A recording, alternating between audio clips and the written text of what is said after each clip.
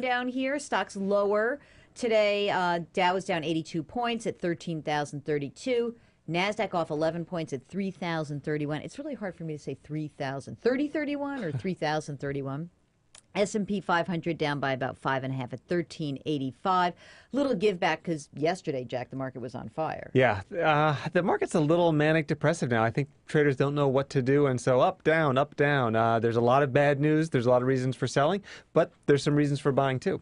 The most I guess that's always the case. Sorry, it's kind of a dumb but comment, it's interesting. It is interesting because obviously Mike can weigh in on this. That the car market has been vibrant. So and the latest reports are that consumers feel bad, but they're still spending money, and so that's always an interesting thing. Very interesting. Yeah, right? And it's also fascinating from an economic perspective because of course they have to keep the economy going. But we personal finance, eat your vegetables types are always saying on the person level, don't spend, save. I think everyone with a lot of money should spend a lot. Pent-up demand for cars. Oh, yeah, absolutely. Yeah, that's true. Yeah. We had two bits of news out of the corporate America. First is that Warren Buffett has prostate cancer. So, he's got stage 1 prostate cancer, and I have to say that this is terrible news. We don't like, but they treated it like the guy's dying. I mean, he's 81 years old. Doesn't every man who turns 80 somehow probably get prostate My cancer? father did and had the radiation therapy and appears to be completely fine. And when the day, and he's about Warren Buffett's age. So? And somebody pointed out, I think it was Whitney Tilson, who is a huge Warren Buffett fan, but still, he said, go to the actuarial tables. An 81-year-old guy, a healthy 81-year-old guy, has a 12-year life expectancy. So, I mean, I'm not that worried about him. It was funny because on CNBC this morning, there's Carly Fiorina, and I think she's probably, I could imagine, I put myself in her head saying, oh, wait a minute, she had like very serious advanced stage breast cancer, and she's listening to them going on and on and on about this. So he's going to be fine, guys. Don't worry. And also, I think, first of all, his mortality is clearly priced into the shares of Berkshire. And he's being so upfront about it. I got to say, I think it's fascinating in light of the Steve Jobs experience. Right. Everything was so mystical and hidden from shareholders. And, Buffett puts it out there himself, and I'm sure he'll be talking about it at the annual meeting, and we'll know more than we want to know. Probably. We don't need to know your PSA levels, really. Hey, we made a video. Want to see it? No, that's okay. Citigroup had an interesting vote yesterday. Citigroup shareholders voted down Vikram Pandit's executive pay. So he was supposed to get paid $15 million. And this is after getting paid $1 a year, both in 2009 and 2010. And so they're now for 9 and 10, he got paid $1. Now they say $15 million. Proxy vote goes down. These don't happen, Jack. 2% of the time these shareholder proxy votes go down. Yeah, I think this is fascinating on so many levels. I mean, first of all, clearly, investors, institutional investors, and by the way, this had to be some institutional voting here. Individuals don't win a victory like this. I mean, this is clearly institutional votes. And I think they're probably fed up with the financial sector in general. It's not just about Citi, although obviously Citi has been a particularly poor performer. But what I also find interesting is we're making a big deal. It's all over the news and the blogosphere and everything because the owners of a company weighed in on what the people who work for them will be paid. Yep. The crazy thing is this should have been happening for the past 50 years in capitalism, and it hasn't. I think that the power has been in the wrong place. It's been entirely in the boardroom, really in the CEO's office. I mean, even boards are usually rubber stampers. So I think this is great. I don't even know if the company will follow it. It's only an advisory vote. They don't have to, and frankly, I don't care. I think it's wonderful that investors are flexing their muscles. Yeah, and I think that owners, I should say, yeah, are flexing owners, their and muscles. I think it would be nice for boards who are awarding the compensation for all of these executives to actually say this is why we paid, not just the words, but the metrics by which you measure that. And I don't really ever want to hear another person say to me because the shares are up. Because when the shares are down, they don't take as big a hit. Right. So, and as Warren Buffett loves to say, generally the metrics are you shoot an arrow and then you paint a target around it. Right, exactly. and so it's hard. I know these executive compensation numbers are insane. I had a little back and forth with my own boss about this the other day, and I was like, he was making the case. I don't really care that someone at Instagram makes $1 gazillion. That's a private company. So they get to make whatever they want to make, and whatever any other idiot is going to pay for their company, they deserve that. Yeah, absolutely. But in a publicly traded company, I do care about it. And Instagram and what Instagram represents could turn out to be an enormous bubble. I'm not saying that it is, but clearly we're seeing tons of money pour into the sector, much of which is not going to go anywhere. Do you think this is why people get insane when politicians, vote themselves a raise? Yes. Because it's so easy. Yeah, right? it's so easy to do. Absolutely. So let's bring Mike into our general discussion. Consumer Reports is out, hot off the presses, with its annual auto issue. Okay, so we have the best and worst cars of 2012. Mike, what's different? What's new and exciting this year? Look at that. First of all, the cover is gorgeous. It really is. So we'll have to put that up. Sally, can you put that up again? No, we can't put that up again. Okay. Anyway, I'll show you. Hold on. Here, look at that cover. What car is that? It's a red car. No, it's a pretty car. And it kind of matches your sweater, Jill. It is the redesigned Toyota Camry. The Camry Hybrid is Consumer Reports 2012 best top pick for a family sedan. We really love this redesign. I think if there's some news here, it is that we think Toyota's absolutely hit it out of the park with this new Camry. They knew a lot was at stake with this redesign. And from the 4-cylinder, the V6, and the hybrid model is done very well in Consumer Reports test. Mike, Wow. I may get in trouble with CBS for saying this, but this is the first time I've ever seen a photograph of a Toyota Camry, and it looks kind of bitchin'. Yeah. You know? I mean, it does. seriously, It that's looks like smoking hot, kind right? of a hot rod. Dads around the country say, "Okay, honey, yeah, let's get that Yeah, they're Camry." probably, ooh, it's getting hot. Is it hot in here? No. The Camry has never been thought of as being sexy. Certainly very functional. But this redesign, I really think that Toyota said, we've got to mix things up. We've got a couple years of really bad press. We had that unfortunate incident of sudden unintended acceleration and whatnot.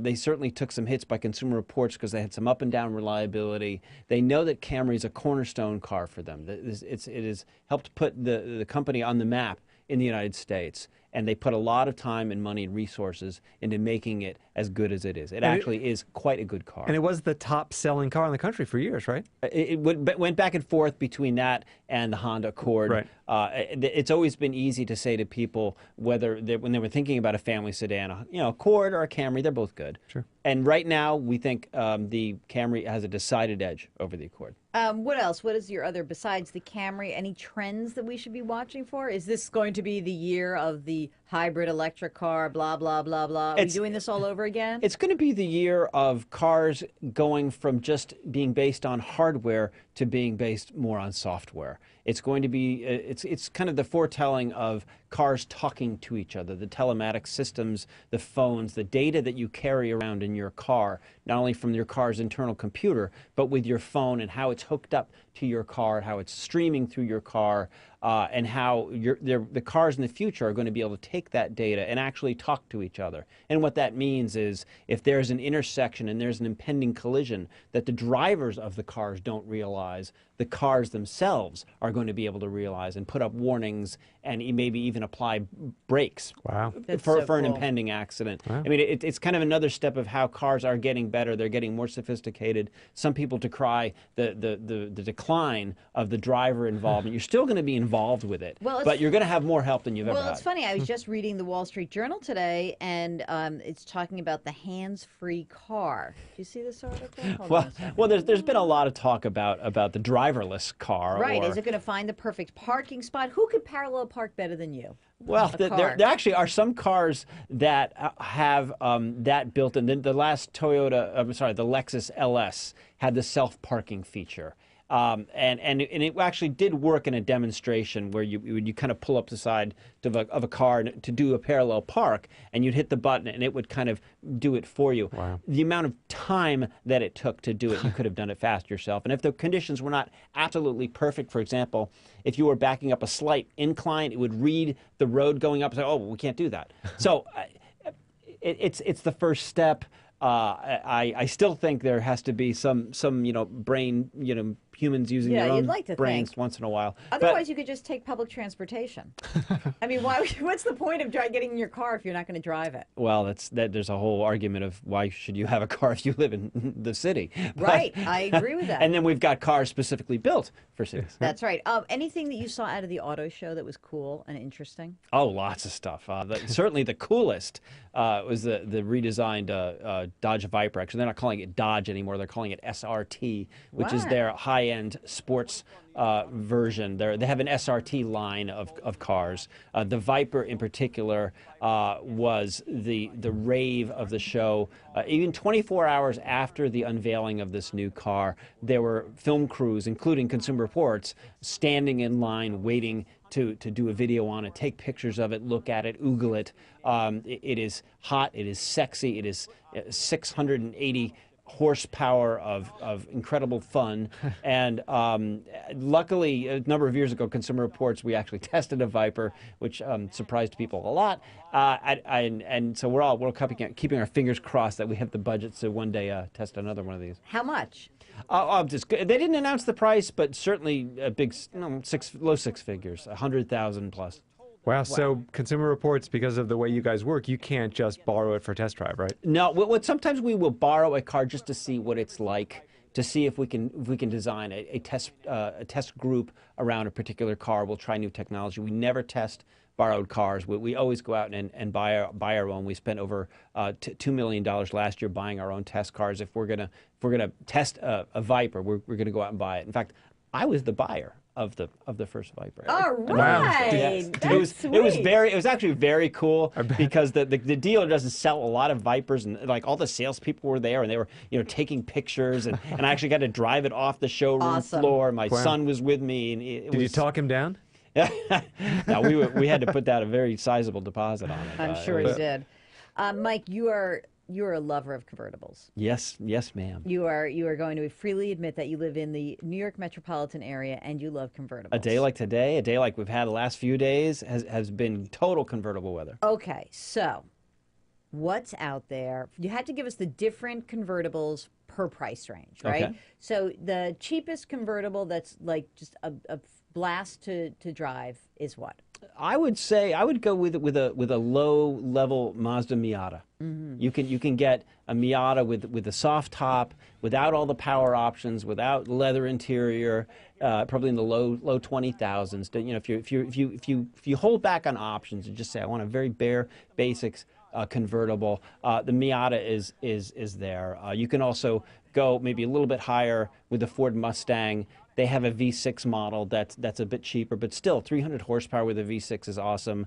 However, for me, if it's going to be my money, I want to hear a wonderful V8 engine, and that's dual exhausts, everything. That might be the Mustang GT or the Chevrolet Corvette. To me, that's so you're scanning prices. He's a mild-mannered white dude, right? And he's giving me like the meathead Corvette is going to be your car. What about something elegant that you're going to bring your friend Jill in? What about one of those super duper high end cars? I'm never going to buy one. Sure. So you can just tell me. I'll just go for a ride in yours. Which one? Mercedes SL. Yeah. Oh, we tested in the same test group that we had the Viper in. We tested a Mercedes SL 500, and it was gorgeous. It was comfortable, stylish. It was when you put the top up. It was quiet. Even with the top down, they have these things called wind blockers, so the wind doesn't kind of whip around the back of your head and buffet the inside with the top down.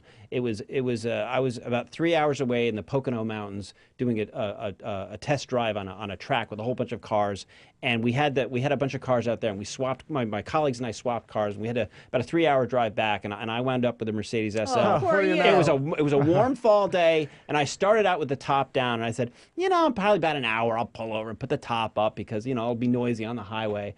I just kept going with the top. I drove the whole way That's home with the awesome. top down. Came away with a really nice Sunbird. I've got to say those cars obviously have always been nice, the Mercedes sports car, but this one, the styling is so much. I mean, I feel like I haven't seen a car this good looking for 30 years from Mercedes on the convertibles. What's great about the SL is it's a long-standing model line. I mean, Sure. the SL convertibles probably started out in the 50s, and every year they've always had some type of SL convertible.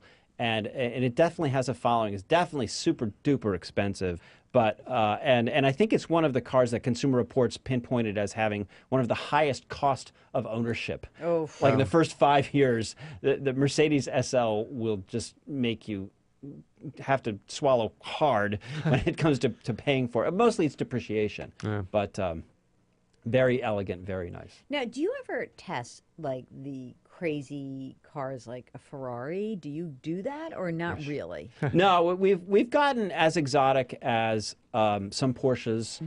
We have at our track right now a Fisker Karma, which is the plug-in electric hybrid that runs about $108,000.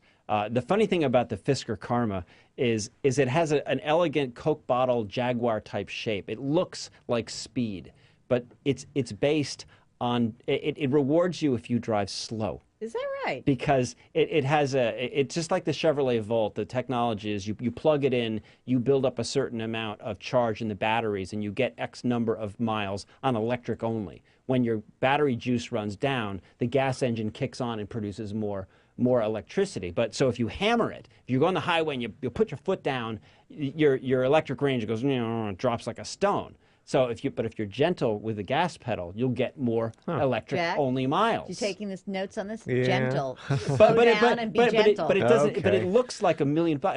It looks like speed. But wasn't this the car that had some problems, or was that the other electric Oh, car? big problems. Yeah, okay. Yes. This is a good We've story. been Consumer Reports has been all over YouTube with our problems with the Fisker. We didn't have it but a couple days when it was already flatbedded back to the dealer.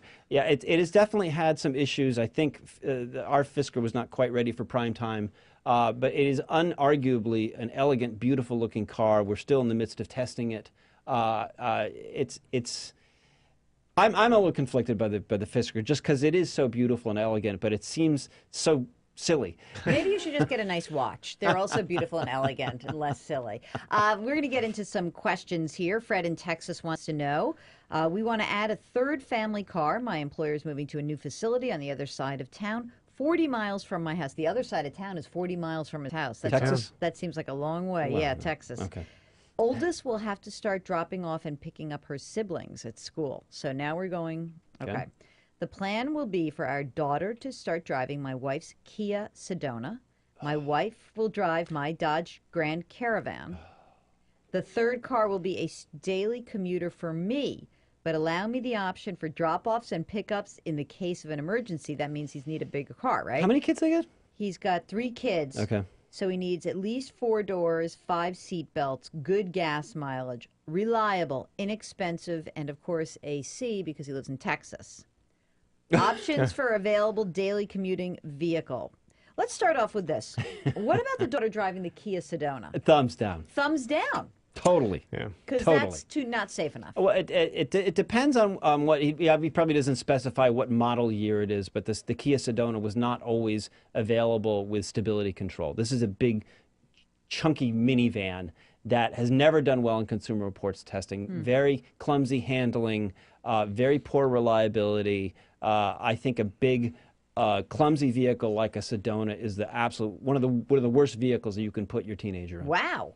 Yes. Well, can we put the daughter in the Dodge Grand Caravan? Yeah, I'm not crazy about that either. Again, you're talking about a big, heavy vehicle, relatively high center of gravity, way too much room inside to have lots of friends. There's all this data that shows when teenage drivers drive with teenage friends, nothing their good's accident happening. rates go way up. So to have a vehicle to accommodate, hey, everybody come on with me, not a good idea. But that's an issue to work out with the friends. So maybe dad drives the Kia Sedona, mom keeps her Grand Caravan, but now what are we getting for the kid to schlep her siblings around? So we got to have. Well, you see, this is when the father has cardiac arrest, because I'm going to say, the young teenage daughter should drive the brand new car. Oh. Why? Why do you say that, Mike? Well, let me tell you. You say that because a brand new car is going to have stability control. It's going to have head curtain airbags. It's going to have anti-lock brakes. It's going to have the latest crash safety advances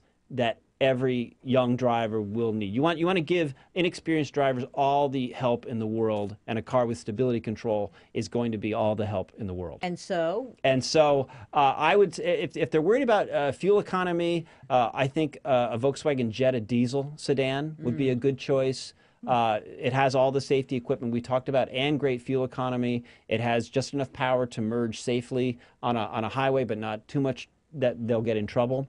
Also, as we referred to before, the Toyota Camry is another good choice. How much is that Camry?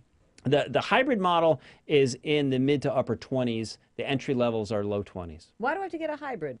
For good fuel economy, you don't have to. I mean, the four-cylinder Camry did very well in Consumer Reports test also, right. and still got phenomenal fuel economy. This goes to what you guys are talking about all the time is money.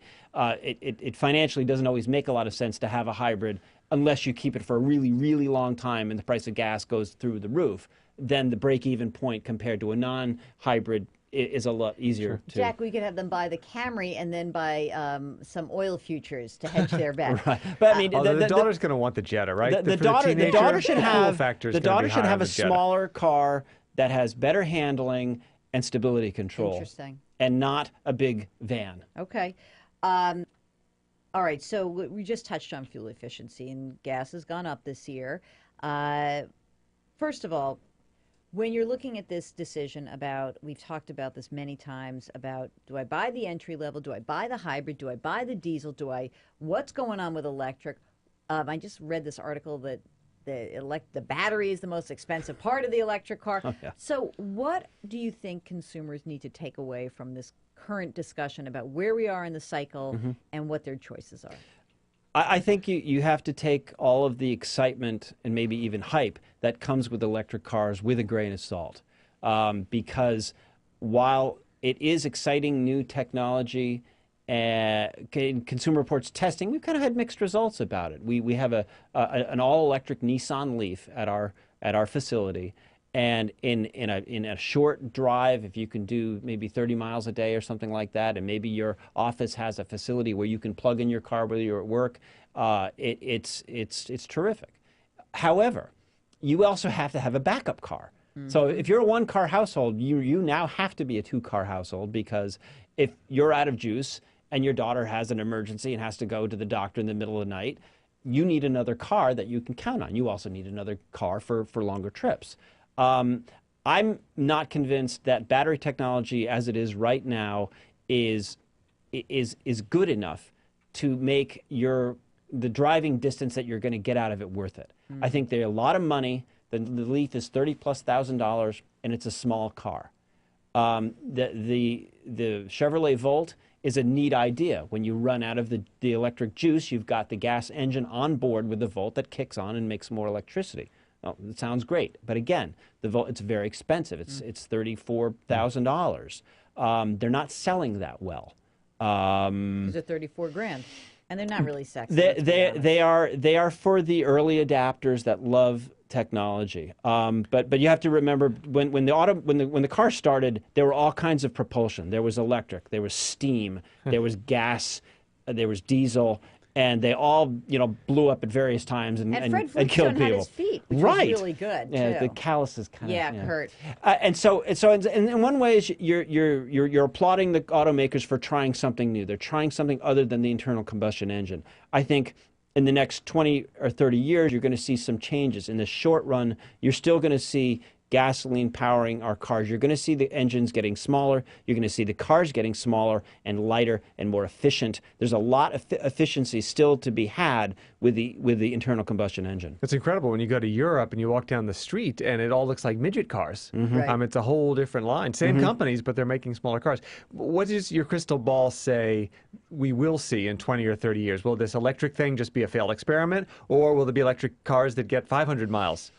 I think it depends on whether or not we're going to see an infrastructure built to handle more electric cars. Some people are suggesting that everywhere you see parking meters, they're going to be plug-ins for electric cars. Other people suggest that you're going to see hydrogen fuel cell cars. Yep. But again, you need an infrastructure. You have on every corner in small town America, you have a gas station. you don't have stations where you can get hydrogen. But it's a renewable. But what is renewable? What is a sustainable energy source? I think it's going to be a combination. I still think there's going to be internal combustion engines. There's a lot of concern about what's going to happen with India and China, and all these people want to buy cars now, and where are we going to get the fuel? It's such a. We could probably write a book about this. In fact, a lot of people probably have. But I'm not convinced that electric cars are going to be found on every street corner in the next 5 years. Okay. This is from Brent, but it could also be from Jack, maybe. My wife and I are in the market to trade in a broken down 2002 Saab 9.5. What year is yours? 2003, but it's not broken down. It's in good shape.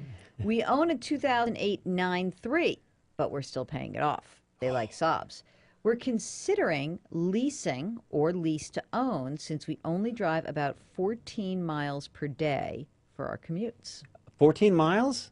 Oh, I've got a bike for you. Exactly. I was thinking of Vespa. My thinking is, since we are on our way to owning the 2008 9.3, we could put all the long trip miles on that and save the leased car for around town trips. Okay, hold on, Jack. Would you recommend leasing in this situation? Now, I just want to say one thing, that I have this seems to me a kind of question that you might ask yourself, is it worth it? Or is it Jill, not worth it? Hold on, no one sees to see my face. Is it? Look at who wrote that book. Jack Otter. Is it worth it? I think my wife asked that question before we got married. And Jack has a fabulous section in here, which is lease versus buy. So, Jack, lease versus buy. Thank you, Jill. Love the pitch. Book not even out yet, just shipping today, actually. But on you Amazon. can get it on Amazon. Yep. Amazon shipping them today. So first of all, one of the keys about leasing, as Mike knows, is there's a sweet spot for mileage. If you're only driving 14 miles a weekday, then you're not going to get there because you're going to be charged for depreciation on that car that you're not actually putting on the car. So it's a wonderful gift to the dealer who gets back a low mileage car he can sell for more money. But you don't want to lease. You're going to take good care of that car, own it, and keep it for 10 years. I just love the fact this is a two-Saab family. But I got to warn them, I don't think they're going to get much of a trade-in for a broken down 2002 Saab. I would put that, I would sell it privately. Somewhere out there is someone who likes Saabs even more than I do because I'm not buying that car. There's some Saab fans out there. Exactly. Sure. So put it on the market, and they might be far away, and they'll come to get that just so they can buy a car that is no longer produced. And Brent wants to know, Mike, are there cars that you recommend that are comparable to the 9.3 as far as price, size, sportiness? Are Saabs still bad for repairs? Because they used to stink. Saabs for in terms of Consumer Reports reliability, the sales of Saabs have gone down every year for probably the last 10 years, and it's been difficult to gather a lot of data to find out how reliable. Too small a sample. I think in the best case scenarios in years past, they were about average. But the Saab brand is essentially dead. I don't think it's going to be resurrected again, which is kind of sad because I always kind of liked the cars. They always had personality. A comparable car to a Saab, I would probably look at an Audi A4, a BMW 3 Series, a Lexus IS, which is a lot more reliable. The Infiniti G is one of my favorite cars of all time. Even with that weird, wait, is the G the one? No, it's the FX that has the weird blind spot. Right. Now the Infiniti G, it's a G25 or the G37. A fabulous car, great fun to drive. You can get all-wheel drive with it. Again, it's hard to kind of quantify the personality that Saabs had, and I totally recognize it. Is there a Volvo? Is there some other Swedish alternative? If you got to go with that, you have to go with the Northern European car. There's the Volvo S60. Did pretty well in Consumer Reports. You don't like Volvos. You think they're boring. Well, I don't think they're Yeah, they're boring. Yeah, no, see? they're okay. They're solid. They're very kind of suburban. He's just finding synonyms for I know, boring. boring. The XC90, which we're testing right now, is a very old design. Hasn't really been updated since 2003, which is absolute, Methuselah in terms of car age. The S60 is a very decent effort by Volvo. They've kind of given up the small car market. They don't sell the S40s anymore. Volvos have their fans, but they're not big mass market appeal cars. Jason in the chat room wants to know what some of your top picks for compacts under 20 grand. The Hyundai Elantra. The Hyundai Elantra. Really like the Hyundai Elantra. Remember when Hyundais were synonymous with like piece of crap? Yeah. And now all of a sudden, Sure. it's They have a happening. luxury car. It's an amazing thing. So, so 20 grand will get you into a compact car that you can trust. You can trust it, and you're absolutely right about Hyundai. They made a complete, I don't know, turnaround, but I mean, in about 25 years, Hyundai and Kia have done what Nissan, Toyota, and Honda took about 30 or 40 years to do. No, it is amazing, because when they started out, the cars were junk. They were awful cars. And even in the last 10 years, they've come so far around. The entry-level Hyundais and Kias are not the crappy cars they used to be. They're comfortable. You'll be totally amazed how nice the interiors are. They get good fuel economy. They have all the latest safety technology. They're definitely, if you want a new car, I would go down to the Hyundai and Kia dealers and see what they got at entry levels, because they're not lousy at all. Is it like buying a value stock where because it's called a Hyundai or a Kia, it's still not as expensive as it would be if it had a different nameplate on it? I think you're gonna see the value of these brands, and I think in turn resale value go up, because you've got organizations like Consumer Reports testing these cars and telling you the truth about them. And we've been saying for years, forget about what you've been thinking about Hyundai. This is like a completely different company. These products are doing very well in our testing. Their reliability has has made a remarkable turnaround. They're still not Honda, Nissan, or Subaru yet, but they're much better than they used to be. And the thing about the Hyundais is there's so much value. You cannot believe the content and how relatively little you have to pay to get it. Now, Jack, what would you rather do, buy a smart car or a Vespa? I mean, like, what do you think about when you see a smart car buzzing around New York City, or going into a spot that you can't fit into? Are you tempted? Well, this is one of those cars that is much more exciting when parked Than than driving. when driving. Yeah, they look so goofy cruising down the road. Granted, when you see it in that tight little spot, you think, So "Wow, it's a cute, good right? city car." Now, and if you could change the world so that was the size of a car, that would make sense. The problem is that you're playing polo on a donkey, and I don't want to be on the highway, and I guess it's not really designed as a highway car. So yeah, I'm going to go with the Vespa. Only bring it out in the sunny days. Think about the great mileage. Maybe put on some European type clothing. Right, very cool glasses. Pretend you're in Maybe Paris. an Yeah. ascot. Yeah. I could see you in an ascot. Mike, are these smart cars a piece of junk? They are way overrated. Really? I like how he said that. He wouldn't even, you're not like terrible. No, I'm not on the fence about this at all. We talked about the Viper before. The only other car that got so many people coming out of their houses, because I park the car in my driveway in my neighborhood, and the houses are kind of close together, and I'm known as the car guy. And there are cars that I bring home that where people come out and look at. The Viper was one of them. The smart car was the other, because it's like a clown car. It's like a circus car. They can't believe how small it is. The novelty for me definitely is worn off. For about the same amount of money, you can get a Honda Fit. Which gets almost as good fuel economy. It's way more comfortable. It has 4 doors. It can hold normal-sized people. You fold down the back seats. You've got like a mini station wagon. The smart car, it was kind of fun while it started, but when you talk about money and successful smart people, Roger Penske is one of the guys who's a big car dealer, and he's into auto racing. He's a very successful entrepreneur. He basically said to the smart franchise, Penske's got automotive franchises all over the country. He just said, we're done with the smart. I mean, Penske's a smart guy.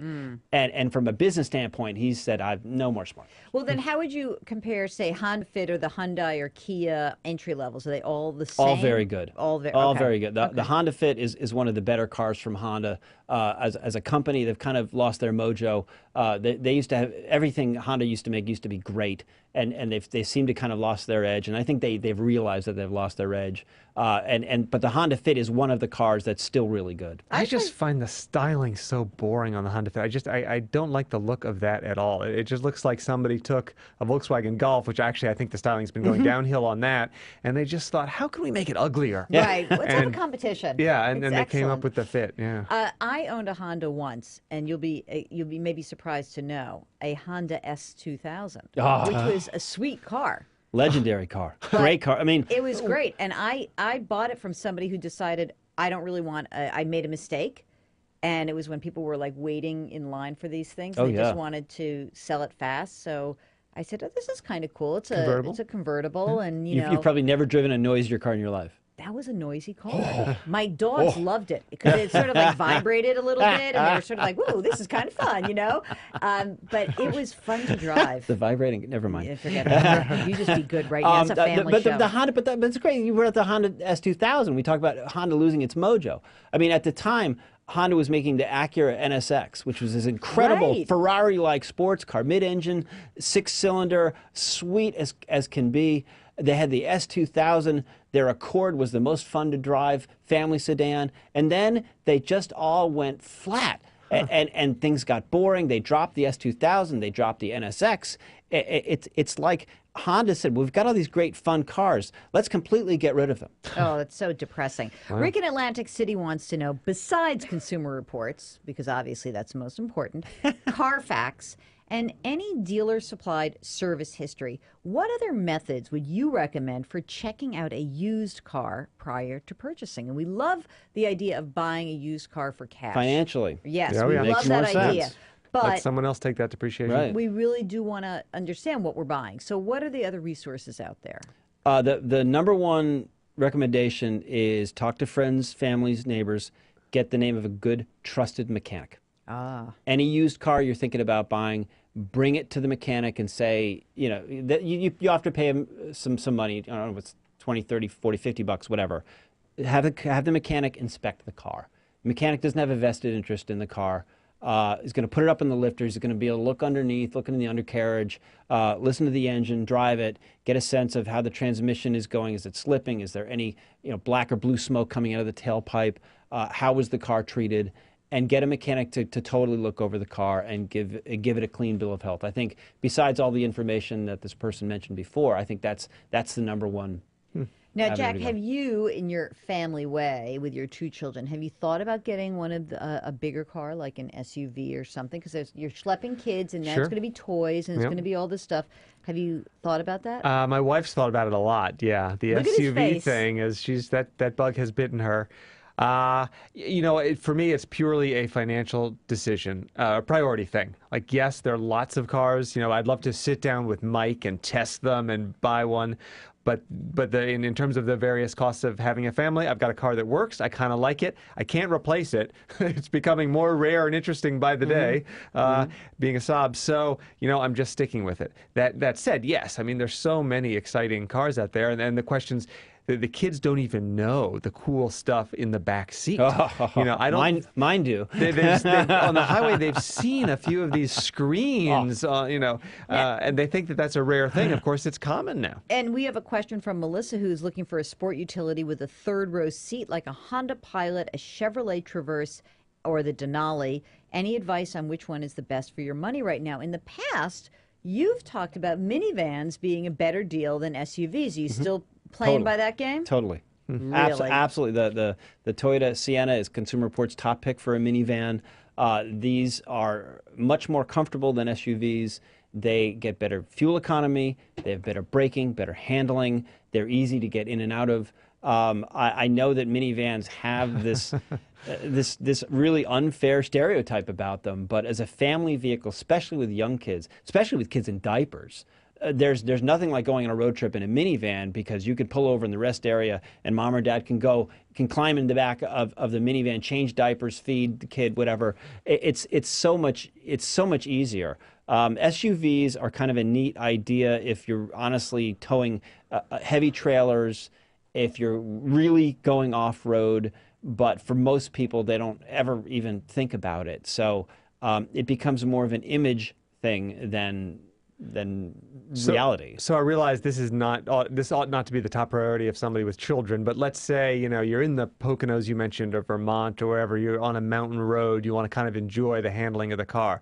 I feel like a minivan, and I may be wrong here, is just the most boring thing you could be at the wheel of. Now, I wouldn't want to be at the wheel of some huge SUV either. Obviously, you can't corner in that. Carving a curvy road in a Sienna, believe it or not, is going to be a lot more fun than a Chevrolet Tahoe. Yeah, my sister-in-law and brother-in-law have a Honda Odyssey, which I drove because we were just like transporting something big. I was pleasantly surprised that it was quite enjoyable. The Odyssey to drive. is not as trucky as the big truck-based SUVs like a GMC Yukon or a Ford Expedition. Poor Rhonda is looking for a new car, and she's so frustrated because she sees new ones that are the same price as used ones with tons of miles on them.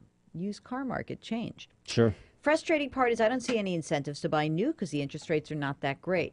Doesn't seem like the promotions are out there from dealers like they used to be.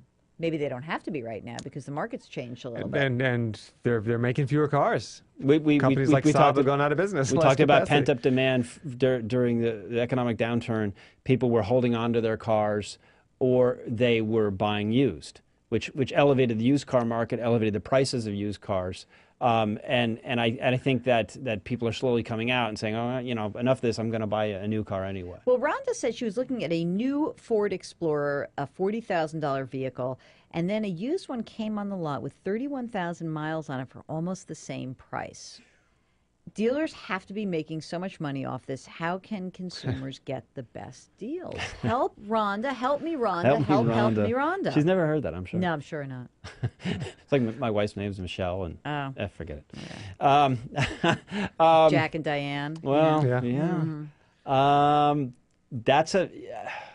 I think my gut reaction is go to a different dealer. Shop around. Go on eBay. Go on autotrader.com, look for other cars. The used car market definitely is a lot tougher these days because there's fewer product out there and more people going used. Car dealers in general make more money selling a used car than a new car. The profit margins on new car sales are pretty thin. That doesn't mean there isn't room for negotiating. And if you want an SUV like an Explorer, and the price of gas goes way up, and you still want the Explorer, you probably cut a great deal. Oh, that's interesting. So, right. So see where the price of gas goes. Well, actually, Marilyn asks, what percentage of the listed price can you expect to negotiate down when you buy a new car? Is there a good technique to getting the absolute lowest price? Let me talk to the man who wrote the book. What's the name of that book again? Sally. Worth it, not worth it. Jack, first of all, you do not buy new cars. We did right before our first child, and that was an emotional decision, not a financial one. We just wanted to hormones. It was hormones.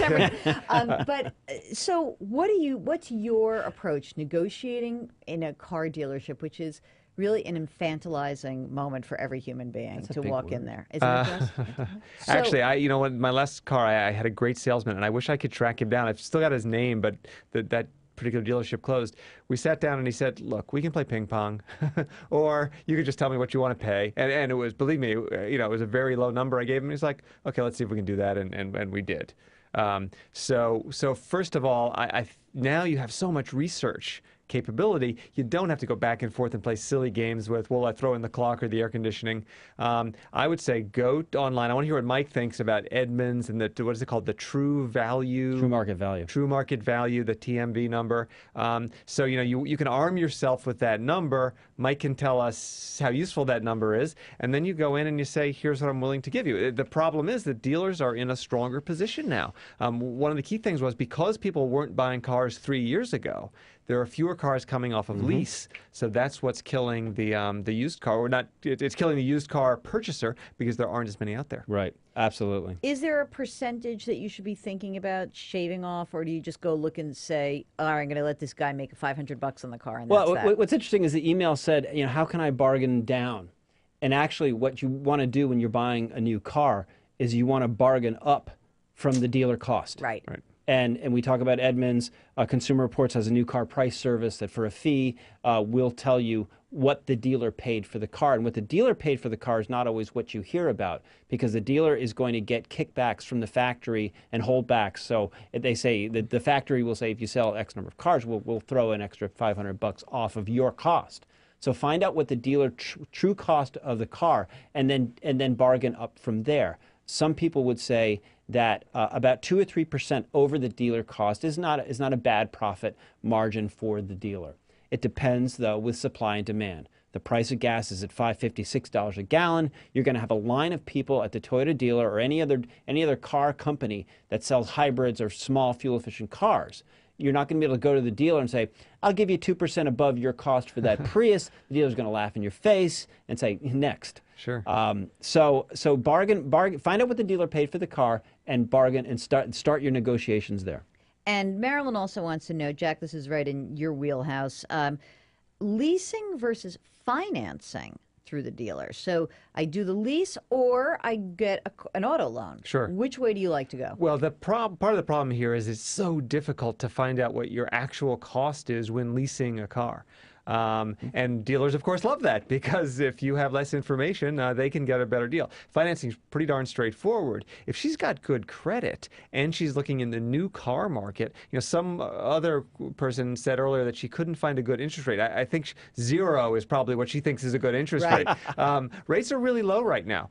So you can get a good rate if you've got good credit. You go to the bank, you get a number, and then you take that to the dealer. And you were talking about incentives, Mike. Well, GM, whoever it is financing these cars to give the dealers incentives. So often the dealer can come in below what your bank is offering you. But you got to go in with that number. Or the only thing that I would also add is check out a credit union. Yeah, I'm a big fan of credit unions. Actually, of course, and I wrote it so long ago I forgot it. Yeah, I do. I wrote the book. Jack says I wrote the book. And credit unions are fascinating because every category you compare them in, the mortgages, the car loans, whatever, it's a few points lower. And then when you're on the other side of the ledger, they're paying you a little bit more on your savings accounts. The bottom line here is there's a lot of research that you have to do when you go to buy a new car, whether it's shopping for financing, shopping for the car itself, cutting the deal, finding out the dealer cost. There's some work to be done, but if you do the legwork, you can save a significant amount of money. Jose in the chat room wants to know, is summer a good time to deal for a better new car price? Is it seasonal anymore? It used to be certain times of year. November.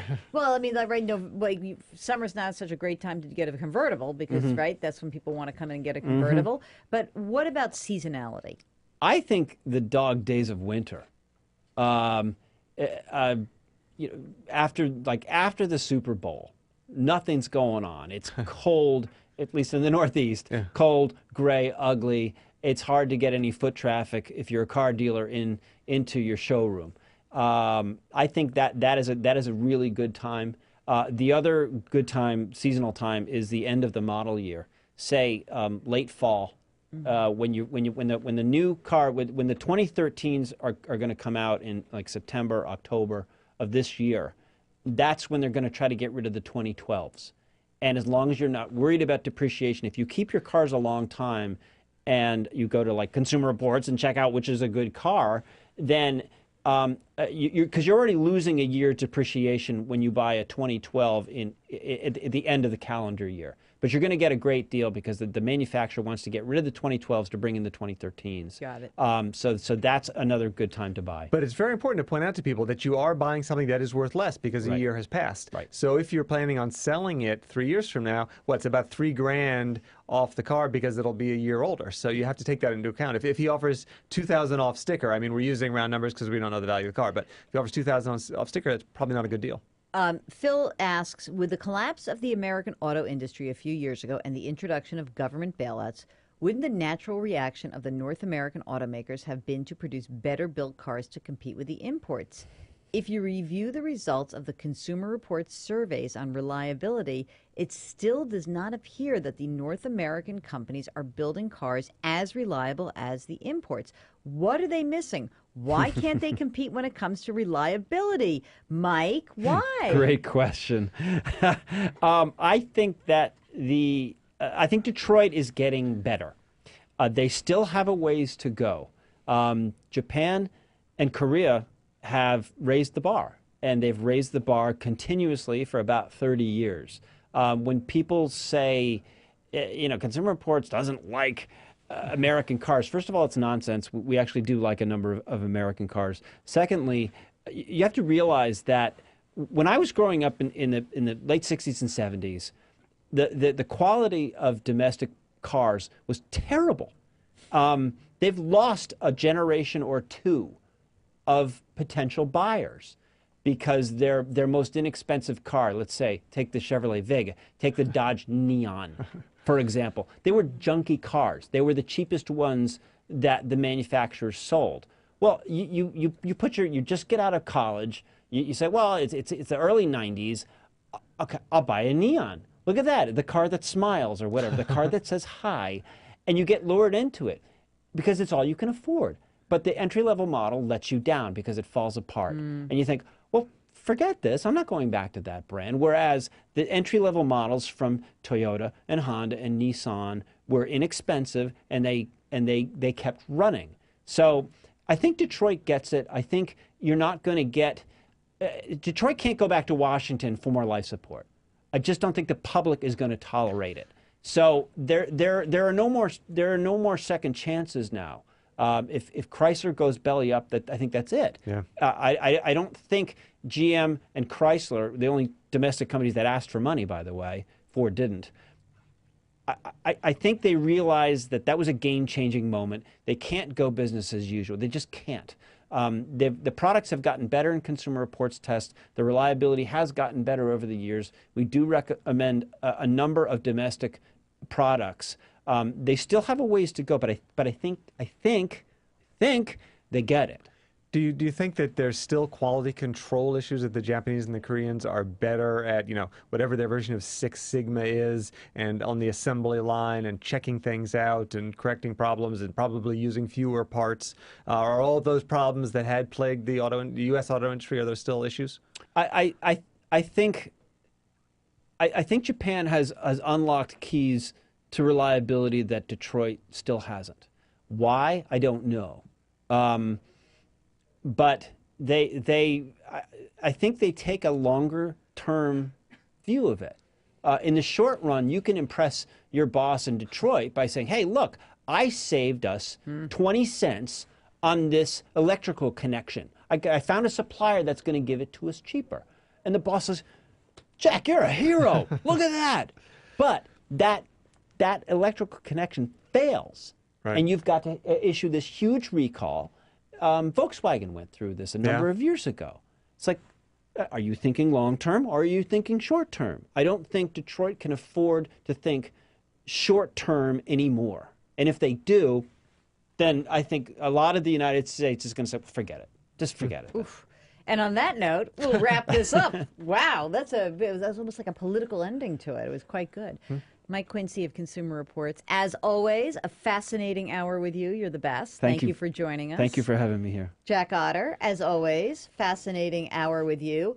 And everybody can go to Amazon.com and go check out Jack's book. Is there a picture of you in here? There's not, no, because it's what's called paper over Yeah, board. it's in the center so fold. there's no author picture. Oh, wow. Okay, you're going to have to buy the book to see that. Jack, the official date is May 1. May 1. But it is available now. And actually, boy, this is a great infomercial. The price is actually going up. A friend of mine emailed me, and she got it. The book price is $19.99, but of course, everyone discounts. So she emailed me. She'd bought it for $10.30 on Amazon. Now it's up to $13.45. Really? So we'll see how high it goes. Yeah. This guy has got 2 children to get through college. Plus, he's got to get rid of the sob. So go buy his book. No, I love my sub. I'm hanging on to it. But you will save, Jill, you've read this. You'll save money if you take my advice, right? Always. About anything. And I mean, not just about this book. I Drive take it- his advice all the time. Drive it into the ground, right? That's the advice. Jack, we will be talking more about your book in subsequent episodes here of Ask the Experts. I can't wait. It's going to be fabulous. And thank you all for watching. If you've got questions that you have for us during the week before the podcast, you can always shoot us an email. And it's asktheexperts@moneywatch.com. I'm Jill Schlesinger. I'm Jack Otter. And thank you so much for watching. We'll see you next week.